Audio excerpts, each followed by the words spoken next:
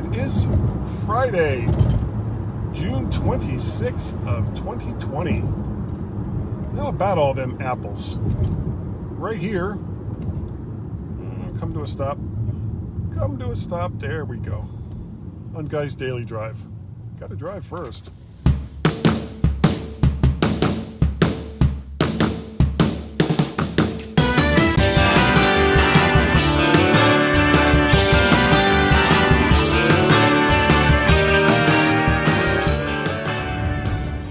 So here we are at the end of the week.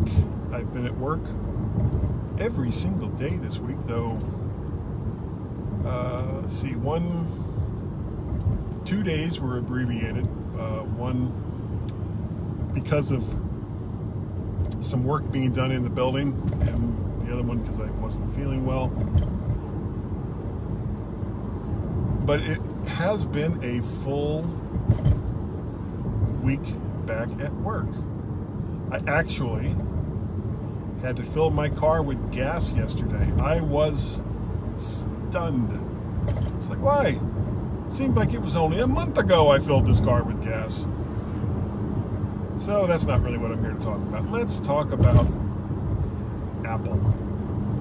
So WWDC is going on. I can't remember if this is the last day or if it goes on to next week, but it's all being done virtually because of the pandemic. So they had the keynote on Monday, which was all pre-recorded, and I suppose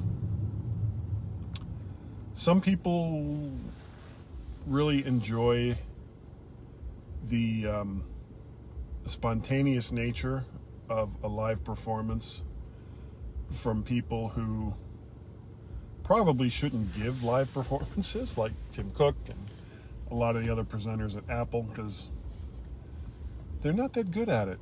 Now, I mean, some people are really good at it. Steve Jobs was a master at taking something that was relatively innocuous and getting people excited about it. Who other than Steve Jobs could make us applaud for iPod condoms? They were socks, basically, but you know, it was like a knitted cover for your iPod, and they were called iPod socks, and people applauded when he presented them on stage. Now, what was his feelings about iPod socks? I have no idea, and it doesn't really matter. The point is, he got on stage, got people excited, and got them to clap for iPod socks. That takes a talent. That takes a certain je ne sais quoi in order to get people to applaud something like that. So, before I go too much into it, I have to acknowledge that in the lead up to WWDC, when everybody else was saying that this was going to be the announcement for Apple excuse me, finally moving to their own custom designed ARM chips that they're calling silicone, that apparently I was the lone voice in the wilderness, or one of the few, that said no, it's not going to happen. They just came out with they just came out with the new Mac Pro, and all the people who've just spent literally a crap ton of money on Mac Pros are going to be really, really super pissed. And I imagine that they are. I guess the difference might be whether or not Apple cares if they're upset, because they've now spent a lot of money on a computer that, and let's face it, all technology has a shelf life where there's a certain amount of time that you've bought it and that it's useful, and that at some point or another it is no longer able to do the things that you need technology to do. Whatever it was that you bought it for, you either don't need it for that anymore, or it's no longer capable of it, or what have you. Everything related to technology has a shelf life.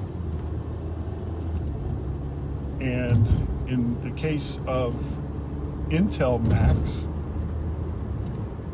that shelf life has been now somewhat accelerated. And that's not to say, come on, stop that. That's not to say that the Intel MacBook Pro or the Intel iMac or the Intel-based whatever it was that you just bought from Apple isn't going to be a fine computer, last you for years, and that it will continue to receive operating system updates, security updates, and all of that for probably, at the very, very least, 2 to 3 years. I can imagine that Mac OS 11, Big Sur, of course, that is going to be Intel compatible, and I imagine that Mac OS 11.1 or 12, depending on which way they go with the numbering scheme now, will also be compatible with Intel machines, as probably will the one after that. So this is all just guesses. For the next 2 years, your Intel-based Mac, and likely most of the applications that you use, will work just fine and will be updated to work with Intel machines. But going forward, especially with Pro machines and Pro software, most of these companies are going to concentrate on ARM compatibility. This is not like with Windows, everything is about being backwards compatible, which is part of the reason why Windows has some of the problems that it does. Everything has to be backwards compatible. So they sometimes cripple the new technology that they want to put in because it breaks something that someone somewhere needs to do a thing. And that thing may be related to other parts of the Windows ecosphere or Microsoft that they don't want to give up. So they throw in that backwards compatibility and things just start to slow to a crawl. Well, Apple, because their market share is, and a lot of it depends on whose numbers that you believe, in the 10 to, and we'll go high, 20% range overall of computers that are sold around the world, probably much under 20%. They're able to be a lot more nimble, and they're able to make changes like moving to silicone that other companies could. And this kind of completes the trifecta for control, for Apple to have control over their own ecosystem. They now control the OS, they control the computer, and they also control a big chunk of the cloud experience, those services. So this puts them in a very unique position where they make the determination on what is best for the platform. Whether we as users want them to go in a particular direction or not. And time will tell whether they've made the right choice. Now, I spent a really, really long time talking about the Mac being on ARM, and nothing really happened. So now that it has finally happened after I switched sides, I'm trying to think about, well, what can I switch sides on that I really want to have happen, but won't happen as long as I'm a fan of it. So, if you guys can think of anything that you want, or that you think a company should go in a particular direction, let me know, and I will become an anti-fan of whatever that is, and hopefully that magic mojo will work, and whatever it is that you actually want to have happen will happen. It's my mutant power. It's my secret mutant power. What else? Mac OS Big Sur. It's quite colorful. Looks a lot like iPad OS. You've got translucent menus, translucent tops of windows, rounded corners. There's lots there to make it look different.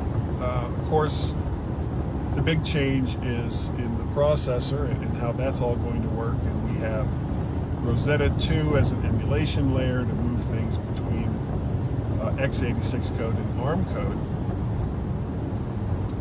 And we won't really know how well that works for the majority of the rest of the Mac OS software until systems are released. Now they're putting out it's a developer kit Mac Mini that already has, it's all set up with silicone, Apple silicone as a processor, and the development kit and various SDKs for developers to get started on. And we'll see. I'm curious to see what the performance is, and eventually somebody who gets one of these machines is going to say, look, here's software that was running on x86 code, and see how well it's running on silicone, and where it's not pre-recorded by Apple. And I'm looking forward to seeing that, because that'll give us a clearer indication of really just how well Apple's silicone chips work, especially in emulation, as compared to x86. So you had iPad OS, which had a few changes. You had iOS, which had some changes, and most of the changes are reflected across the line between iOS, iPad OS, and Mac OS. You have a new version of Catalyst, which is an environment that allows developers to more easily port their applications over to the Mac OS. So if all of this works out the way Apple says it's going to work out, besides having a new processor and a new operating system, we should also see maybe a bunch of apps that have been ported over to the Mac from iPad and iOS. And I wonder where that's going to leave a lot of established Mac developers. Will they abandon Mac, especially if they're a platform with Windows or Linux, or will they just say, we're not going to bother supporting what we've created previously for the Mac? We don't know that yet, but we'll find out. There's a lot of unknowns, as there usually is with a big transition like this. So we'll go more into depth on this weekend over at the MyMac.com podcast. So make sure you You listen for that on Sunday or Monday coming up, which would be the 28th or 29th of June. But that is going to about do it for me today. If you'd like to get a hold of me, my email address is guy at mymac.com. You can also contact me via the Twitters, twitter.com/MacParrot, twitter.com/VertShark. Speaking of that, please bookmark vertshark.com, where you can find all of the audio and video. And I haven't done much writing lately, but when I do, it'll be over there at vertshark.com. That's kind of the overall repository of everything I'm doing outside of the MyMac Podcast these days. You can also find me over on Wednesday nights on Facebook with the Mac to the Future livecast with David Ginsburg and Warren Sklar. As well, of course, Guys Daily Drive. You can find the feed, the audio feeds for Guys Daily Drive, if you're not already subscribed, through the podcatcher of your choice. Just go in there and type in Guys Daily Drive and do a search, and you'll not only get Guys Daily Drive, you'll get the Mac to the Future audio and the audio video version. I know it's confusing, of the MyMac Podcast.